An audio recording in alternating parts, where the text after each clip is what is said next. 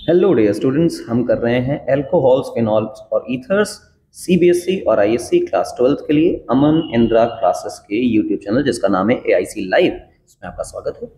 ये board examinations के लिए है। हम दो तरह के लेक्चर्स आपको दे रहे हैं। पहला जो कॉन्सेप्ट लेक्चर्स हैं, यानी कि detailed concepts with classroom problems, उनको करेंगे और साथ में बहुत सारी पीवाईक्यू प्रॉब्लम्स, ठीक है ना, बहुत सारे पीवाईक्यूज लगाएंगे। आपके पास लेक्चर नंबर 1 आ गया है और लेक्चर 1 जो है वो सिर्फ और सिर्फ methods of preparation of alcohols का है और इतने टाइप की रिएक्शंस उसमें करिए। आप लेक्चर देखेंगे, आपको मजा आ जाएगा कि क्या लेक्चर है, वो शानदार लेक्चर है। आज का जो लेक्चर है, टुडेज एजेंडा,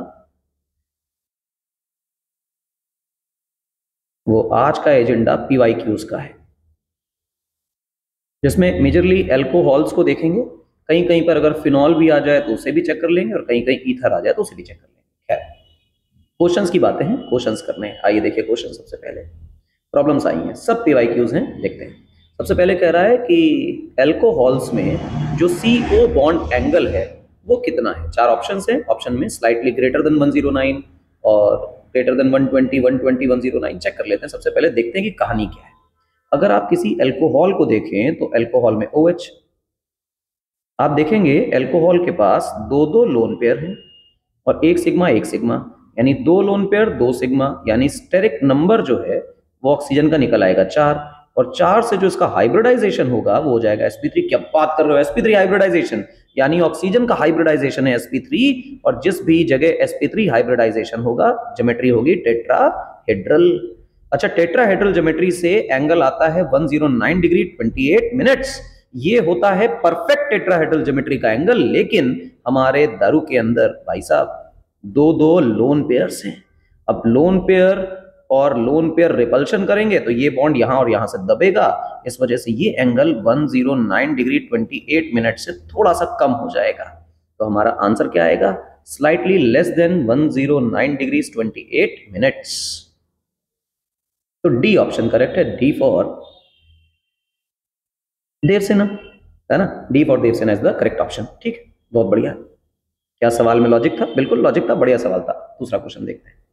कह रहा है कि एक एल्कीन है और यहाँ पे दारू है और इससे प्रोडक्ट बनाया जा रहा है, पीसीसी लगाया जा रहा है। क्या पीसीसी ऑक्सीडाइजिंग एजेंट है? जी हाँ सर, ऑक्सीडाइजिंग एजेंट है। ऑक्सीडाइजिंग एजेंट होने के साथ साथ पीसीसी एक माइल्ड ऑक्सीडाइजिंग एजेंट है, यानी कि ये आदमी दारू को ले जाता है 2 जगह पर, ले जाता है एल्डिहाइड तक या ले जाता है कीटोन तक। 1 डिग्री अल्कोहल है तो एल्डिहाइड और 2 डिग्री अल्कोहल है तो कीटोन, 3 डिग्री है तो होना ही नहीं है। अच्छा, यानी ये एल्कीन को हाथ नहीं लगाएगा। एल्कीन को हाथ नहीं लगाएगा तो प्रोडक्ट क्या बनेगा, CH3 CH double bond CH आगे CHO एल्डिहाइड, ये बन जाएगा। 2022 सीबीएसई के 2 सवाल हम लोगों ने 1 मिनट में लगा लिए। क्या बात कर रहे हैं, जी हाँ। आगे देखते हैं। कह रहा है boiling points of alcohols are higher than those of comparable mass hydrocarbons due to. तो भैया कह रहा है कि तुम्हारे पास किसी प्रकार की कोई दारू है, दारू में बॉइलिंग पॉइंट ज्यादा होते हैं। तो मान लो इस प्रकार से हमने दारू रखी। दारू को 2 तरह से सोच सकते हो, जैसे तुमने सोचा, फिर से लिख देता हूं, ROH इस प्रकार से ये, और यहां पर हमारे पास ROH इस प्रकार से। तो देख रहे हैं आप कि यहां पर एक हाइड्रोजन बॉन्ड बनने लग गया। हाइड्रोजन बॉन्ड बना एक दारू के मॉलिक्यूल और दूसरे दारू के मॉलिक्यूल के बीच में। जहां भी हाइड्रोजन बॉन्ड होगा वहां पर बॉइलिंग पॉइंट ज्यादा होगा। बहुत बढ़िया। लेकिन अगर आपके पास इस प्रकार का एल्केन है तो यहां पर कोई हाइड्रोजन बॉन्ड नहीं बनेगा। क्या बात। तो हम कहेंगे इंटरमॉलिक्यूलर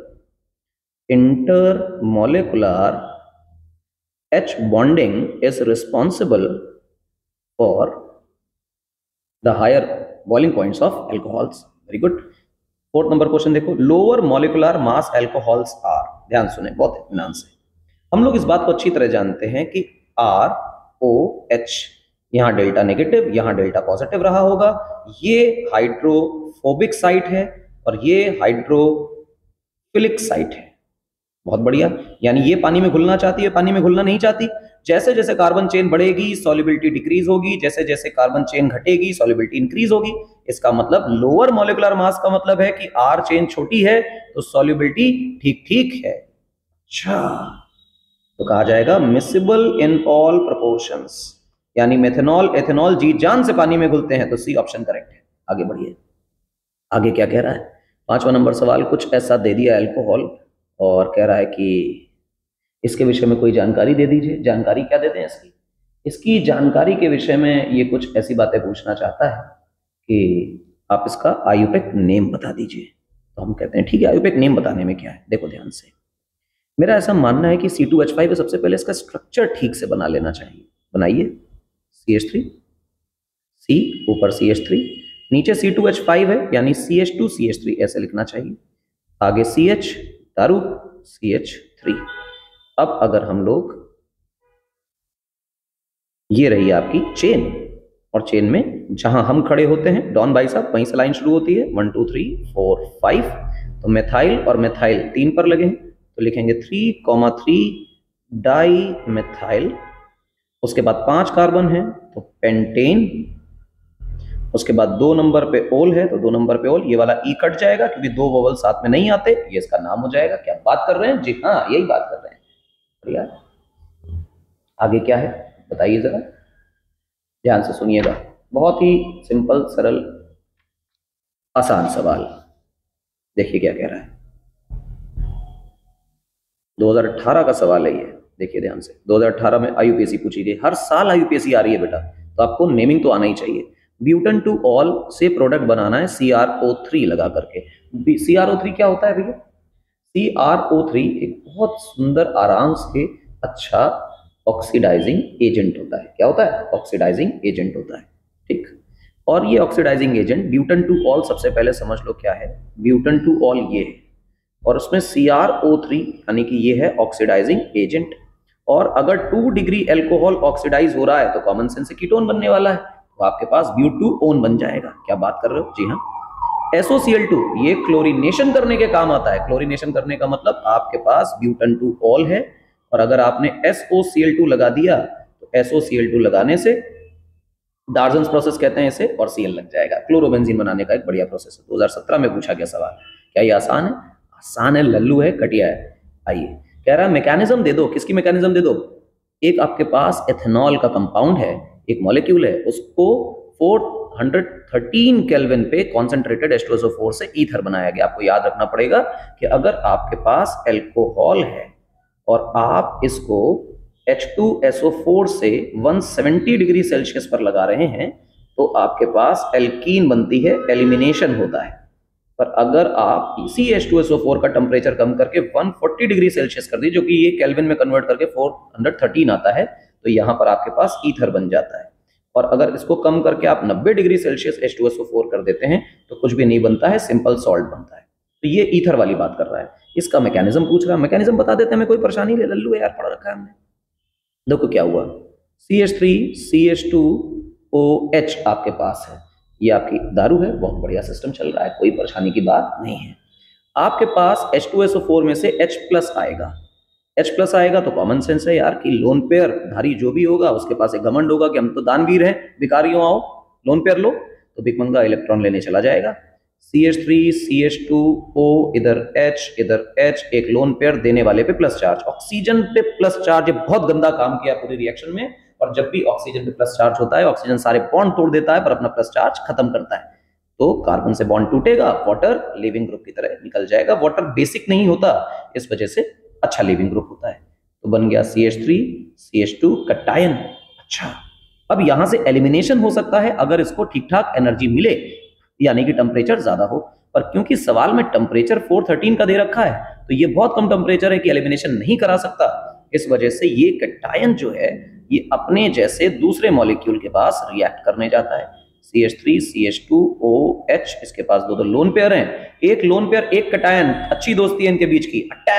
अटैक करने के बाद क्या बना देखो, CH3CH2, इस पे आया O, यहाँ H है, CH2CH3, और ऑक्सीजन के पास एक लोन पेयर, देने वाले पे प्लस चार्ज, ऑक्सीजन पे प्लस चार्ज। फिर से गंदा काम किया आपने, बॉन्ड तोड़ो, हाइड्रोजन को तोड़ दो। कई बच्चे पूछते हैं कि सर यहाँ कार्बन का बॉन्ड तोड़ा, यहाँ हाइड्रोजन का। हमेशा ध्यान देना, नया बॉन्ड बना है तो वो नहीं टूटेगा, पुराना टूटेगा। इस बार कार्बन से नया बॉन्ड बना है तो इधर का कार्बन आइडेंटिकल है, इसलिए पुराना हाइड्रोजन का बॉन्ड टूटेगा। नए बॉन्ड बनेंगे, पुराना बॉन्ड टूटेगा। बहुत बढ़िया।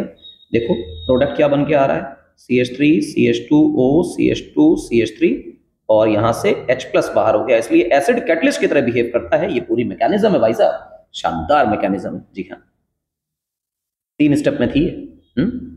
सरल सवाल है, कोई कठिन नहीं है, देखते रहिए। कह रहा है कि इसकी मैकेनिज्म लिख लीजिए 433 केल्विन पर। अभी टेम्परेचर इंपॉर्टेंट है। 433 को अगर तुमने कन्वर्ट किया ना बेटा, तो ये 170 डिग्री सेल्सियस बनेगा। और 170 डिग्री सेल्सियस जो है वो एलिमिनेशन रिएक्शन शो करता है। इसके पास इतनी एनर्जी है कि एलिमिनेशन कर सकता है। इस कारण से CH3 CH2OH ये रहा। बहुत बढ़िया, क्या बात कर रहे हो। जी हाँ, यही बात कर रहे हैं। अच्छा साहब, बहुत बढ़िया। क्या होगा, क्या होगा, क्या होगा, उसे ध्यान से देखते रहिए।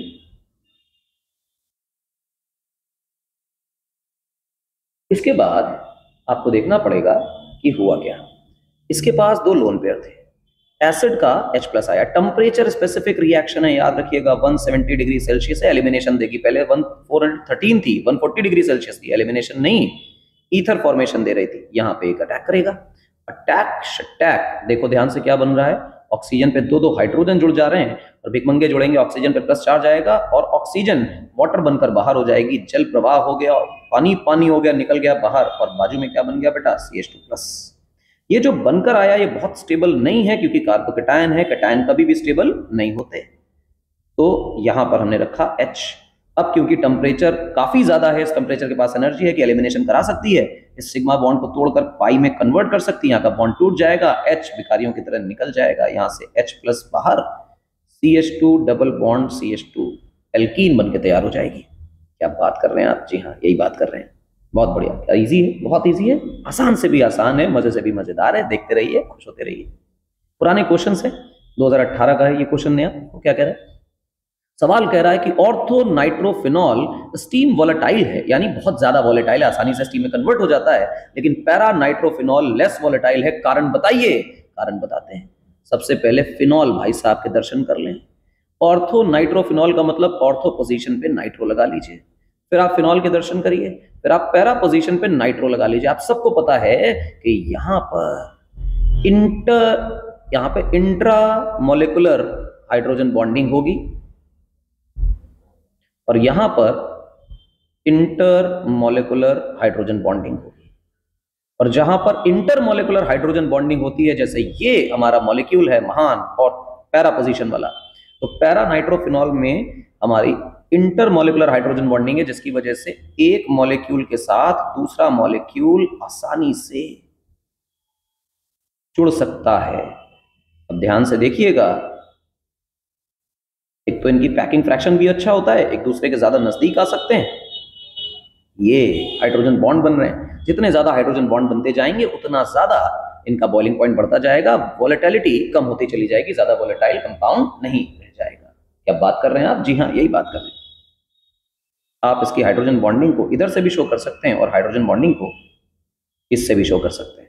सेम साइड बना लें तो हाइड्रोजन बॉन्डिंग दोनों से दिखाई जा सकती है। क्या बात कर रहे हैं। जी हाँ, आगे क्या कह रहा है, why phenol is more acidic than ethanol. आइए भाई फिनॉल के दर्शन कर लें। फिनॉल के दर्शन करते ही आपको पता चलेगा ये है आपका फिनॉल, और इथेनॉल के दर्शन करने पर आपको पता चलेगा ये है इथेनॉल। एसिडिक कैरेक्टर कैसे जज होता है, तो एसिडिक कैरेक्टर का मतलब होता है O के पास लगा है H। हम लोग कहते हैं कि इस H को निकाल दो, इस पे प्लस बना दो, इस पे माइनस बना दो, H को निकाल दो, इस पे प्लस बना दो, इसको माइनस बना दो। अब ये जो कॉन्जुगेट बेस बनकर आया वो जितना स्टेबल होगा हम कहेंगे उतना ही बढ़िया है एसिड। अब ध्यान से देखिए, अगर मैं ठीक तरीके से बेंजीन के अंदर गायब कर दूं इसे, तो यहां देखो रज्जो दीदी मिल रही है, यानी कि जो कॉन्जुगेट बेस है ये रेजोनेंस स्टेबलाइज्ड है। अच्छा, और यहां पर देखें किसी प्रकार का कोई रेजोनेंस नहीं है, नो रेजोनेंस। दूसरी बात, ये जो एल्काइल ग्रुप है ये तो प्लस आई इफेक्ट शो कर रहा है, मतलब इलेक्ट्रॉन दे रहा है, इलेक्ट्रॉन देने से चार्ज डेंसिटी बढ़ रही है। निगेटिव चार्ज जितना बढ़ेगा स्टेबिलिटी उतनी घटेगी। तो हम कहेंगे phenoxide ion is more stable then ethoxide ion. इस कारण से कॉन्जुगेट बेस की स्टेबिलिटी ज्यादा, जितनी ज्यादा स्टेबिलिटी कॉन्जुगेट बेस की, एसिडिक स्ट्रेंथ उतनी ज्यादा। आप इस तरह से इसको एक्सप्लेन कर सकते हैं, लिखेंगे, छोटे छोटे क्वेश्चन से आसानी से होते जाएंगे। आप चाहें तो इसके 5 रेजोनेटिंग स्ट्रक्चर्स बनाकर किताब में दिखा सकते हैं, सॉल्यूशन में दिखा सकते हैं, जिससे आप, और मतलब अगर 1 नंबर में तो इतना लिखने की जरूरत नहीं, इतना स्ट्रक्चर बनाने की जरूरत नहीं। 2 नंबर का सवाल अगर आया है तो आप स्ट्रक्चर बनाकर दिखा दीजिए। 3 सवाल भाई साहब ने पूछे हैं, सब कबाड़ी सवाल है। ध्यान से देखो क्या कह रहा है कि कन्वर्ट करना है प्रोपीन से प्रोपन टू ऑल में, यानी आपके पास प्रोपीन था और आपको बनाना था प्रोपन टू ऑल। अरे ये तो कुछ भी नहीं है, पानी पिलाया है एसिड मिलाकर, तो H प्लस और OH माइनस ऐड हो गया है। नेगेटिव पार्ट वहां जाएगा जहां पर हाइड्रोजन कम है और पॉजिटिव पार्ट वहां जाएगा जहां हाइड्रोजन ज्यादा है। ये रूल है मार्कोवनिकॉव्स रूल। क्या कहा? मार्कोवनिकॉव्स रूल। क्या बात है, पहला हो गया। जी हाँ, हो गया। दूसरे सवाल को देखिए, यहां पर दूसरा सवाल कह रहा है बेंजाइल क्लोराइड। बेंजाइल क्या होता है? सबसे पहले आप बेंजाइलिक कार्बन को पहचानिए और उस पर क्लोरीन लगाइए तो बेंजाइल क्लोराइड कहलाएगा। इससे आप क्या बनाना चाहते हैं? कह रहा है बेंजाइलिक अल्कोहल बनाना चाहते हैं, यानी इसे हटाकर OH लगाना चाहते हैं। तय हुआ कि सर Cl निकालेंगे और OH लगाएंगे, इसका मतलब KOH पानी पिलाकर लाएंगे।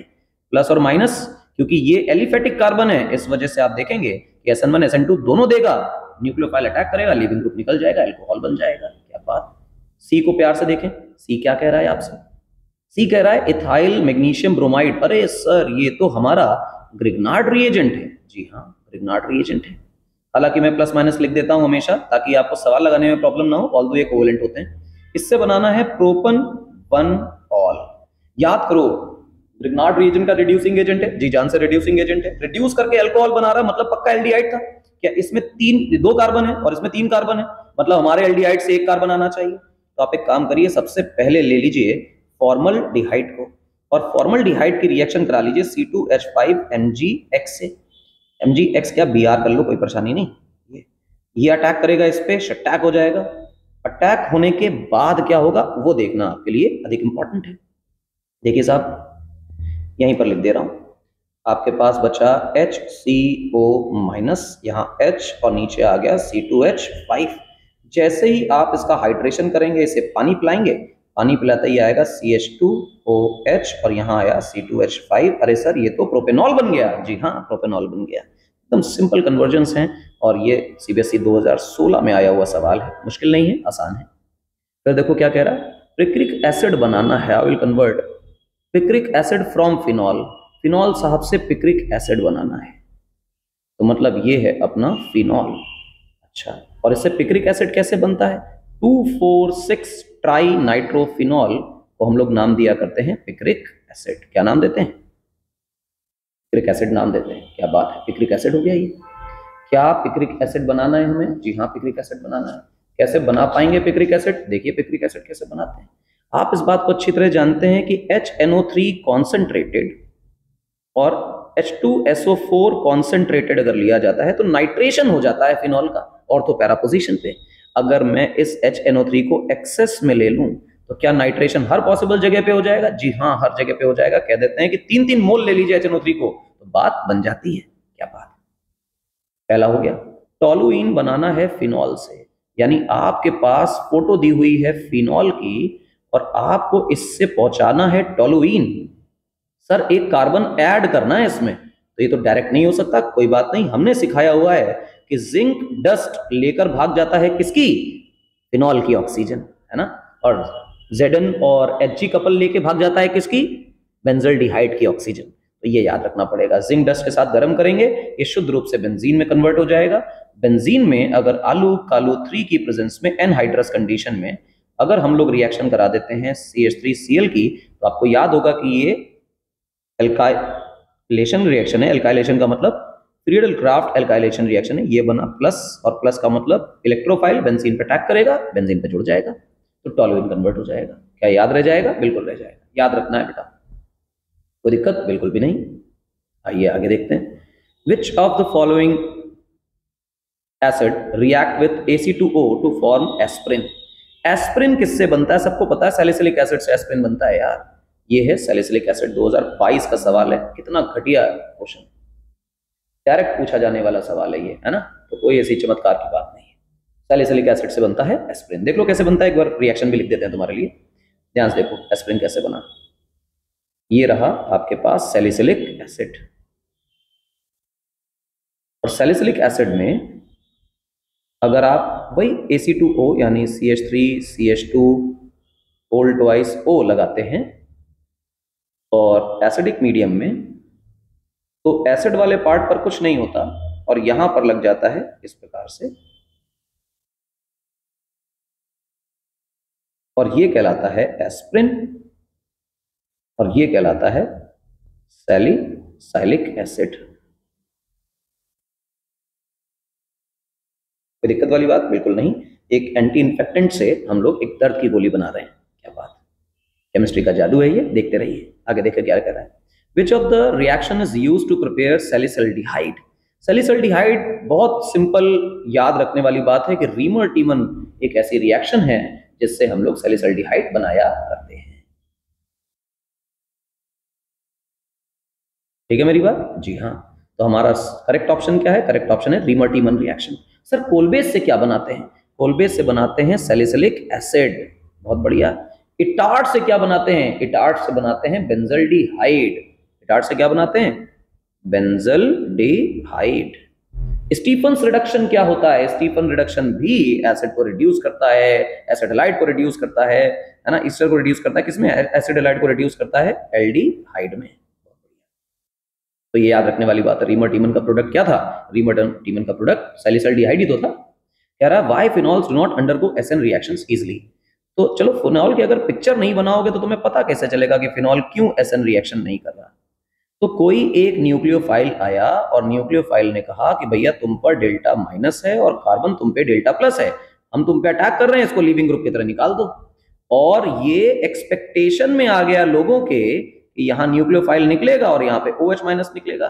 इतने में जवाब आया ना ना ना, अभी रुको, ये एक स्ट्रॉन्ग बेस है इसलिए लल्लू लीविंग ग्रुप है, तो निकलेगा नहीं। इसकी लीविंग ग्रुप एबिलिटी बिल्कुल अच्छी नहीं है। दूसरी बात, जैसे ही इससे पूछा गया कि अगर तुम खराब लिविंग ग्रुप भी हो तो भी इतना जिद्दी क्यों कि नहीं निकल रहे हो, तो उसने कहा देखो ध्यान से, तुमको बताते हैं, मेरे पास लोन पेयर है, लोन पेयर के बगल में डबल बॉन्ड है, तो यहाँ पे रेजोनेंस हो जाएगा और रेजोनेंस होने के बाद आपको दिखेगा कि मेरा इस बेंजीन रिंग के साथ दो दो रिश्ते हैं, तो यहां पे आ गया डबल बॉन्ड कैरेक्टर।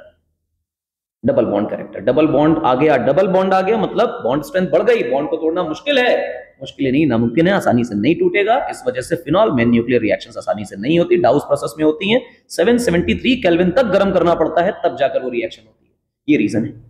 तो रेजोनेंस स्टेबिलिटी बता सकते हैं, OH का बैड लिविंग ग्रुप होना बता सकते हैं। डिफरेंट तरीके हैं बताने के, आप दोनों चीजें बताएं। इसमें से ज्यादा इंपॉर्टेंट क्या है? सही, ज्यादा एप्रोप्रिएट आंसर ये नीचे वाला है जहां पर partial double bond character explain किया जा रहा है।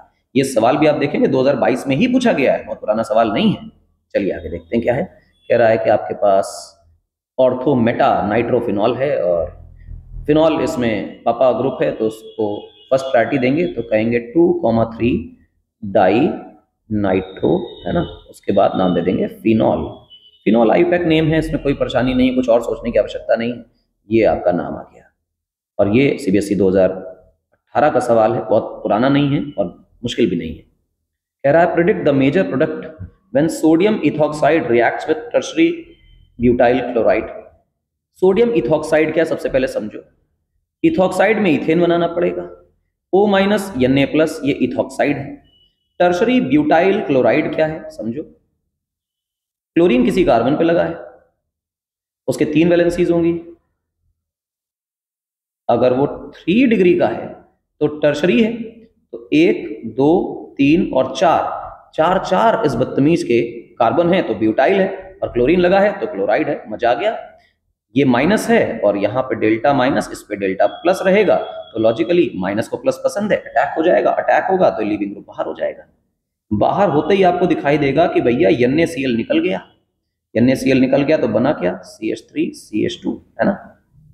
उसके बाद O के पास C। हालांकि ये बहुत घटिया मेथड है ईथर बनाने का, लेकिन साहब बनेगा तो यही।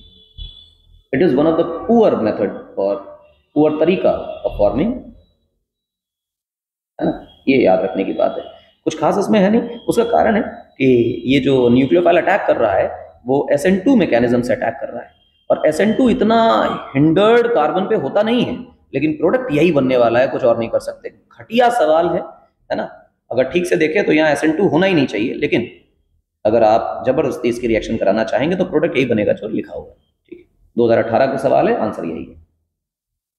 इसके बाद देखो क्या कह रहा है, बहुत अच्छा सवाल है, बड़ा स्टैंडर्ड ऑक्सीडेशन है H2SO4 की प्रेजेंस में।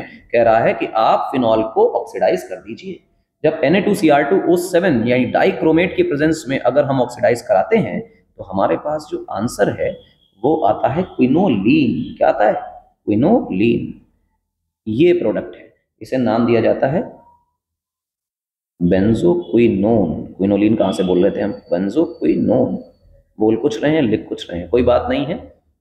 अल्कोहल चल रहा है, अल्कोहल में इतना चलता है, थोड़े बहुत नशे में लोग आ जाते हैं, कोई परेशानी नहीं। ध्यान से देखिए, बेंजोक्विनोन चल रहा है। अच्छा, ये सवाल सीबीएसई में भी, आईएससी में भी कई बार पूछा गया है। इस वजह से आपको ये प्रोडक्ट तो याद होना ही चाहिए कि फिनॉल को Na2Cr2O7 और H2SO4 की प्रेजेंस में कैसे ऑक्सीडाइज करते हैं। कंपार्टमेंट एग्जाम का सवाल है, इसलिए डायरेक्ट सवाल पूछा गया।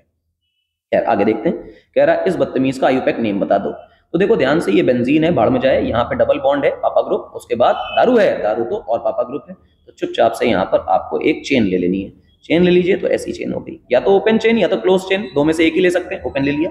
जहां हम खड़े होते हैं, डॉन साहब, डॉन जहां खड़े होते हैं, लाइन वहीं से शुरू होती है, 1 2 और 3 नंबर पे बेंजीन लगा है, फिनाइल है इसका प्रीफिक्स, तो कहेंगे 3 नंबर पे लगा हुआ है फिनाइल। उसका 3 कार्बन है तो लिखेंगे प्रोप। फिर 2 नंबर पे हमारे पास दिख रहा है कि ईन है।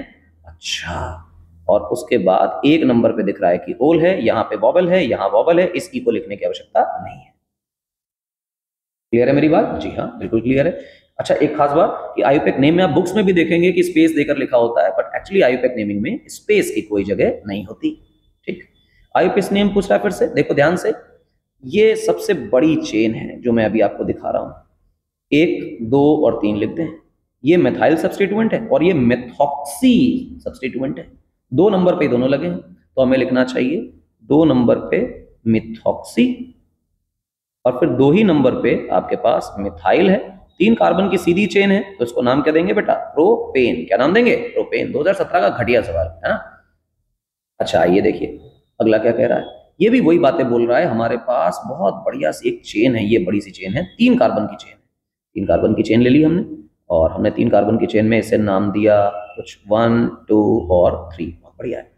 तो देखो इथॉक्सी दिखाई दे रहा है, और यहाँ देखो मिथाइल दिखाई दे रहा है। 1 नंबर पे इथॉक्सी, 2 नंबर पे मिथाइल, और उसके बाद 3 कार्बन है तो प्रोप, और सारे सिंगल बॉन्ड तो एन। 2017 का एक और सवाल है, किसी और सेट का है, कोई परेशानी की बात नहीं, लल्लू है लल्लू है। आगे देखिए, कह रहा कि equation for nitration of anisole. सबसे पहली बात आपको पहचानने में आना चाहिए कि एनिसोल क्या है। अगर आप फोटो से वाकिफ नहीं है तो बात नहीं बनेगी। Anisole is methyl phenyl ether. इसका नाइट्रेशन करना है। नाइट्रेशन का रिएजेंट जो है वो कॉन्सेंट्रेटेड HNO3 और कॉन्सेंट्रेटेड H2SO4 है। क्या बात कर रहे हो, चला देंगे, राख कर देंगे, एसिड में एकदम तड़पा देंगे, कोई परेशानी नहीं है। मैं मैकेनिज्म इसमें पूछा नहीं गया, 1 नंबर का सवाल है साहब। तो आप देख रहे हैं एक्टिवेटिंग ग्रुप है, लोन पेयर है इसके पास। एक्टिवेटिंग ग्रुप जो भी होते हैं वो नाइट्रेशन जब कराएंगे तो ऑर्थो पोजीशन पे कराएंगे, और या तो पैरा पोजीशन पर कराएंगे। OCH3 अभी भी लिखा, 2 लोन पेयर और पैरा पोजीशन पे NO2। सिर्फ अमीन के केस में ऐसा होता है कि वो मेटा प्रोडक्ट भी जिंदाबाद होता है। ठीक, वो भी पूछा गया है, जब अमीन के क्वेश्चंस कराएंगे तो वहां भी बताएंगे कि क्यों मेटा प्रोडक्ट बनता है अमीन में नाइट्रेशन में। ठीक, आयुपैक नेम पूछ रहा है दोबारा से, देखिए इसे ध्यान से। ये हमारी चेन हो गई, चेन में 1 और 2 हो गया, क्योंकि जहां डॉन खड़ा होता है नाम वहीं से लिखते हैं, लाइन वहीं से शुरू होती है। तो 2 नंबर पे आपको फिनाइल दिखाई दे रहा है। अच्छा, उसके बाद कार्बन की चेन इथेन लिखना चाहिए, 1 नंबर पे ओल लिखना चाहिए, इस ई को काट देना चाहिए। अब पेपर में तुम काट के नहीं लिखाओगे, पेपर में तुम ई लिखोगे ही नहीं, मैं बताने के लिए तुम्हें ऐसा कर रहा हूं, है ना। सीबीएसई में पूछा गया सवाल है, ईयर में लिखना भूल गया, कोई बात नहीं, अगला सवाल देख लो। ये सवाल भी कह रहा है out of this and this which is more acidic. अबे यार, अभी कर चुके हो, किसी भी तरह के अल्कोहल से फिनॉल ज्यादा एसिडिक होता है, तो हम कहेंगे कि फिनॉल की एसिडिक कैरेक्टर ज्यादा है मिथेनॉल से। कहोगे ऐसा क्यों? फिर वही बात, इसमें resonance stabilized conjugate base formation होता है। क्या बोला? Resonance stabilized conjugate base formation होता है। ठीक है, अच्छी बात। क्या बनाकर दिखाने की जरूरत है? बिल्कुल नहीं, 1 नंबर का सवाल है, सिर्फ इतना बताना है, 2016 का सवाल। क्या कह रहा है? इसका आयुपैक नेम बताना है। ठीक है, कोई दिक्कत नहीं। देखो फिनॉल यानी अल्कोहल, ये OH फर्स्ट प्रायोरिटी है, 2, 3, 4 और 5। तो हमारे हिसाब से 2 नंबर पे और 5 नंबर पे दिख रहा है कि डाई नाइट्रो टाइप की चीज है। उसके बाद एक व्यक्ति है जिसे कह रहे हैं हम लोग फिनॉल। क्या कह रहे हैं? फिनॉल। ये सीबीएसई में पूछा गया। ठीक, आगे देखो, when 3 methyl butane 2 ol is treated with HBr the product is। तो सबसे पहले तो 3 methyl butane 2 ol कैसे होगा? तो ब्यूटन 2 ol बना लो, फिर 3 मिथाइल लगा लो, ब्यूट हो गया, 2 ol हो गया और 3 पर मिथाइल हो गया।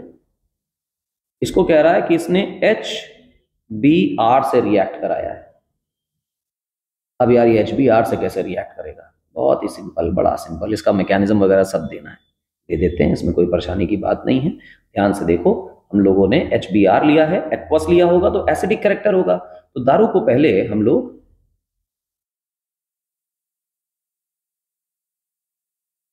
एसिडिफाई करा लेते हैं, प्रोटोनेट कराइए H+, ऑक्सीजन के पास दो दो लोन पेयर, जिसके पास लोन पेयर है वो H+ को देख के आक्रमण कर देता है, आक्रमण कर दिया तो क्या बना भैया? OH2+, क्यों? देने वाले पे पॉजिटिव चार्ज आता है साहब। तो दिख रहा है कि ऑक्सीजन पे प्लस चार्ज, क्या कर दिया आपने? ऑक्सीजन पे प्लस चार्ज दे दिया। तो बदतमीजी, ऑक्सीजन के साथ तुरंत बॉन्ड तोड़ो, वाटर निकालो। ऑक्सीजन को क्या है? पानी निकालना है, पानी निकाल दिया। पानी निकालने के बाद आपको दिखाई दे रहा है कि यहाँ पर कैटायन बनेगा। क्या फॉर्मेशन ऑफ कार्बोकैटायन हो गया? जी हाँ, फॉर्मेशन ऑफ कार्बोकैटायन हो गया। क्या ये 2 डिग्री कार्बोकैटायन है? क्या जस्ट बाजू में 3 डिग्री है? इसका मतलब हाइड्राइड शिफ्ट लगेगा। इसके पास एक H है, इस H को अगर यहाँ खिसका दिया जाए तो दुनिया कहेगी कि सर आपने हाइड्राइड शिफ्ट कर दिया। H शिफ्ट, हाइड्राइड शिफ्ट करते ही कैटायन यहाँ शिफ्ट हो जाएगा और CH3। अब इसके बाद ब्रोमीन माइनस यानी न्यूक्लियोफाइल अटैक करेगा इस कैटायन पे। वेट करता है, जब भी कार्बोकैटायन फॉर्मेशन होता है तो न्यूक्लियोफाइल वेट करता है कि सब तमाशा हो जाए, हम तो आखिरी में आएंगे। ये प्रोडक्ट है। अब इसका आयुर्वेदिक नेम बता दीजिए, कोई परेशानी नहीं है। समझ में आया कि नहीं है? बिल्कुल आसान है, आसान से भी आसान है, लल्लू से भी लल्लू है। ठीक है, अच्छा। अगला क्या कह रहा है? रीमर-टीमन रिएक्शन और विलियमसन्स ईथर सिंथेसिस के बारे में बात कर रहा है। रीमर-टीमन रिएक्शन जो है वो फिनॉल की रिएक्शन है बेटा, है ना। और इसमें क्लोरोफॉर्म CHCl3 और एक्वस NaOH या KOH लिया जाता है और बाद में इनको गरम गरम कर दिया जाता है। ऐसा करने से इनके पास एक इंटरमीडिएट बनता है। कैसा इंटरमीडिएट बनता है? अगर हम NaOH लेकर करेंगे तो Na जो है वो लॉजिकली एक रिड्यूसिंग एजेंट है, वो किसी भी तरह के एक्टिव हाइड्रोजन को लेकर भाग जाता है, CHCl2। और इसके बाद अगर इसके ऊपर ड्राई NaOH छिड़का जाएगा और फिर गर्म किया जाएगा तो फिर यहां से हमारे पास जो बनकर आएगा वो O- Na+ और CHO बन जाएगा। इसमें से Na को हटाना है, ऑक्सीजन को पानी पिलाना है, तो एसिडिफाइड हाइड्रोलिसिस कर दीजिए, तो यहां से बनेगा OH और CHO। ये बन गया है सैलिसिलल्डिहाइड। बहुत इंपॉर्टेंट है। अच्छा, आपने जब भी कभी रीमर-टीमन पढ़ी होगी तो यकीन मानिए आपने इतने स्टेप्स नहीं पढ़े होंगे, इतने इंटरमीडिएट्स नहीं पढ़े होंगे। आपने डायरेक्ट पढ़ा होगा कि सैलिसिलल्डिहाइड बन जाता है। ठीक है, सैलिसिलल्डिहाइड बनेगा, लेकिन याद रखें कि ये इंटरमीडिएट इस दुनिया में एग्जिस्ट करता है और ये भी बनता है। ये प्रोसेस इतने स्टेप में हो रहा है तो सही आपको आना चाहिए। अच्छा, विलियमसन्स ईथर सिंथेसिस क्या है? ये सेकंड वाला देख लीजिए।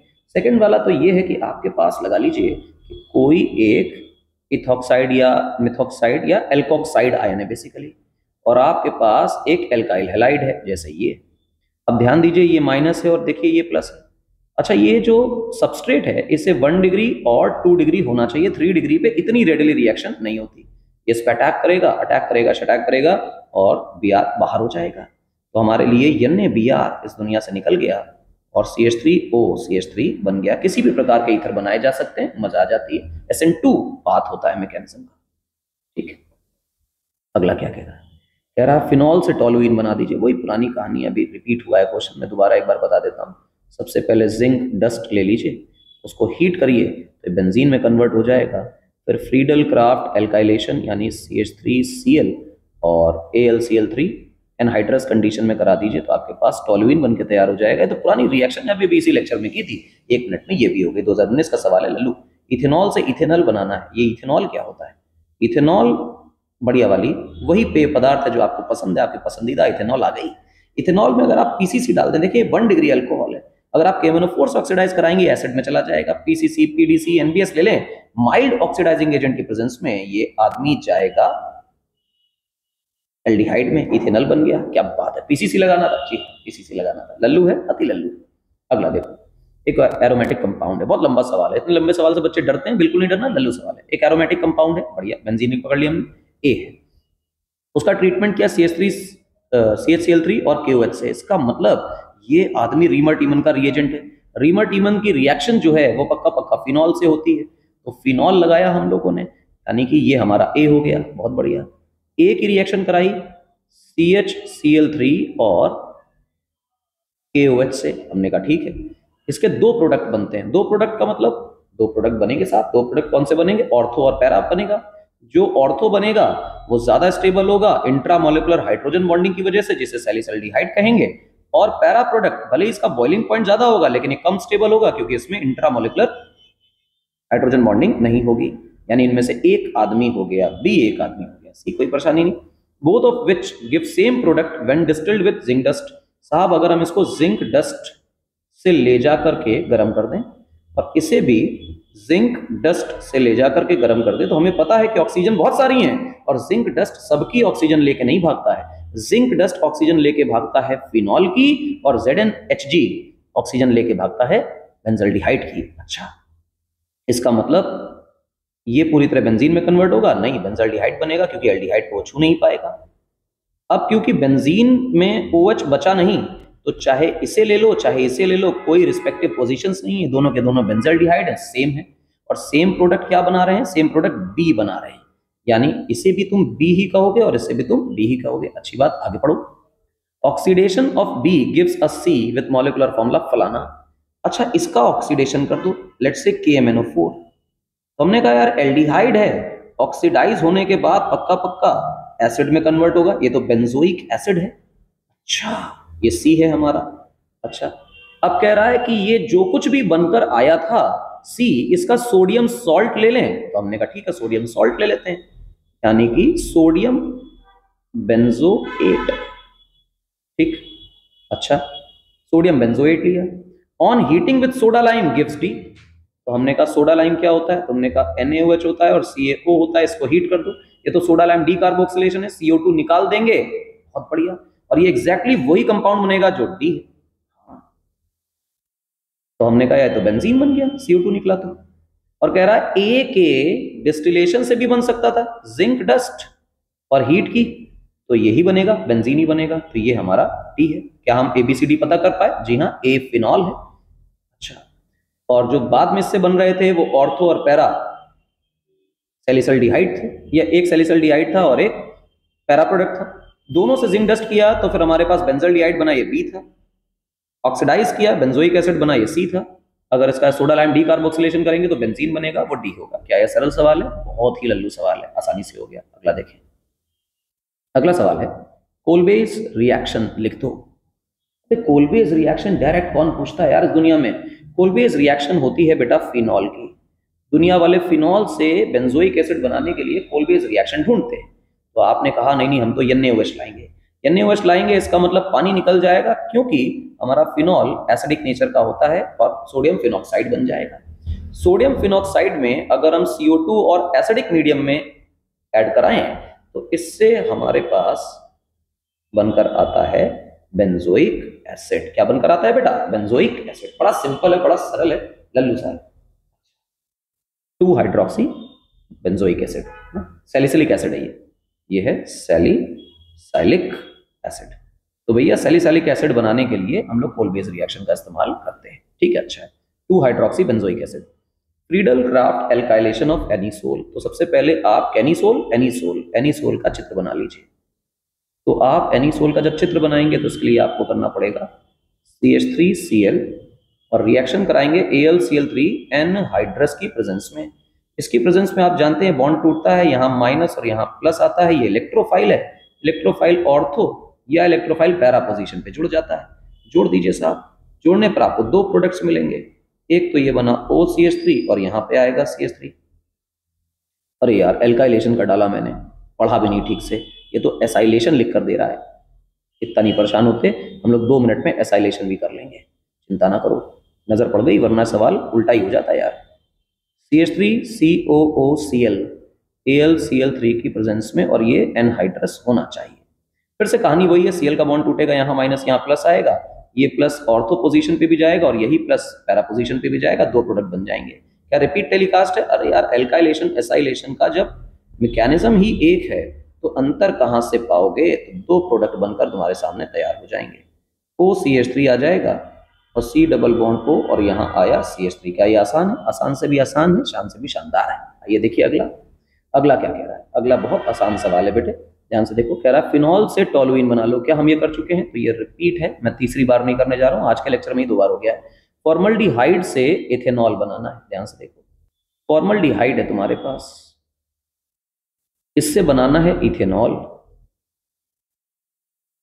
सर एक तो कार्बन बढ़ रहा है, ऊपर से एल्डिहाइड से अल्कोहल जा रहा है, यानी कार्बन इंक्रीज हुआ और रिड्यूस भी हुआ। तो ध्यान सुनना, कार्बन इंक्रीज करने के लिए 2 रिएजेंट्स है तुम्हारे पास, एक ग्रिग्नार्ड रिएजेंट है और एक है साइनाइड। साइनाइड नाइट्रोजन भी इंट्रोड्यूस करता है, तो ग्रिग्नार्ड ही बंदा है जो ये कर सकता है। CH3 MgX, यहाँ माइनस यहाँ प्लस, ये अटैक करेगा, इस पे अटैक करेगा, और दूसरा काम प्लस का होगा। सबसे पहले मिथाइल ग्रुप लगा दीजिए, बाद में हाइड्रेशन कर दीजिए, अल्कोहल में कन्वर्ट हो जाएगा। क्या बात कर रहे हैं आप? जी हाँ। क्या ये आसान सवाल है? आसान सवाल है, बिल्कुल आसानी से हो जाएगा। अपनी मर्जी के सवाल हैं ये सब, बहुत लल्लू लल्लू सवाल हैं। हम लोगों ने आज काफी सारे क्वेश्चन किए हैं आज के लेक्चर में, और ऐसे ही कल एक और लेक्चर आएगा बेटा आपके लिए, जो ये इंश्योर करेगा कि ऐसे ही 20-25 सवाल फिर से PYQ के हम लोग करें। ठीक है, आज के लेक्चर को और नहीं बढ़ाते हैं, क्वेश्चन ढेर सारे हो गए, इन्हीं क्वेश्चन को दोबारा देखिए और मजे लीजिए। अल्कोहल, फिनॉल और ईथर के चैप्टर की हम लोग धज्जियां उड़ा देंगे कॉन्सेप्ट्स और PYQs के साथ। अगर आप इसको फॉलो करेंगे तो मानकर चलिए 100% कमांड इस चैप्टर पे होगी, ना सिर्फ इस पे होगी, कंप्लीट ऑर्गेनिक पर होगी। ये ऐसी सीरीज चल रही है कि ऑर्गेनिक यहां से पढ़ेंगे तो जिंदगी में नहीं भूलेंगे, इतनी शानदार सीरीज है। मिलेंगे अगले लेक्चर में, टिल देन।